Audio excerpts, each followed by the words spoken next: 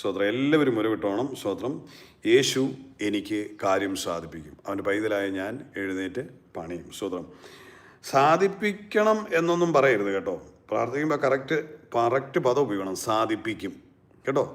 സാധിപ്പിക്കണം, കർത്താവെ എനിക്ക് സാധിച്ച് തരണമേ എന്നൊന്നും പറയരുത്. സാധിപ്പിക്കും. യേശു എൻ്റെ കാര്യം സാധിപ്പിക്കും.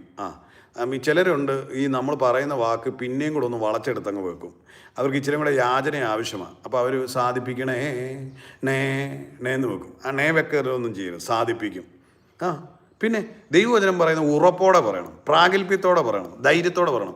ഈ പറഞ്ഞ് ഞാൻ എത്ര പറഞ്ഞാലും പിടികിട്ടാത്ത ചില പാർട്ടികളുണ്ട്. ഞാനിപ്പോൾ പേര് പറയും, വായിലിങ്ങനെ മുട്ടി നിൽക്കുക.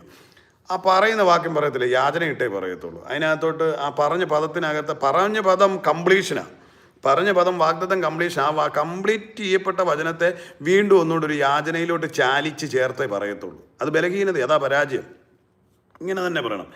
സ്വർഗത്തിലെ ദൈവം എനിക്ക് കാര്യം സാധിപ്പിക്കും. ആകയാൽ അവൻ്റെ പൈതലായ ഞാൻ എഴുന്നേറ്റ് പണിയും. പണിയാമേന്നുമല്ല, പണിയും. സ്തോത്രം, പണിയും. അത്രേ ഉള്ളൂ.